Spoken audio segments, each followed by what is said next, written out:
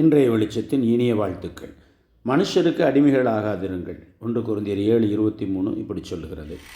கார்மராண்ட் என்ற ஒரு நீர்க்காக பறவை, இதனுடைய விசேஷித்த தன்மை திறமையாக மீன்களை பிடிக்கும். மீனவர்கள் இதை நன்றாக பழக்கப்படுத்தி படகிலே தங்களோடு கூட கொண்டு செல்வார்கள்.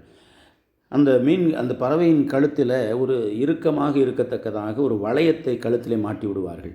காரணம், மீன்களை பிடிக்கிற போது அவைகளை விழுங்கிவிடக்கூடாது என்று சொல்லி. சிறிய மீன்களை ஒருவேளை அவைகள் விழுங்கலாம், பெரிய மீன்களை விழுங்க முடியாது.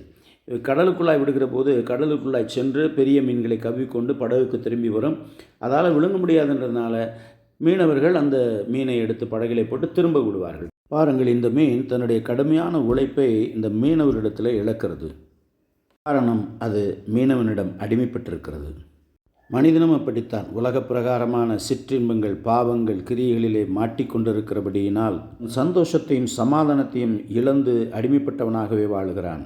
பாவம் செய்கிற எவனும் பாவத்திற்கு அடிமையாக இருக்கிறான். பாவிகளை ரட்சிக்கவே இந்த உலகத்திற்கு வந்தேன் என்ற இயேசுவை நோக்குகிறவர்களுக்கு பாவம் மன்னிப்பின் நிச்சயம் உண்டு.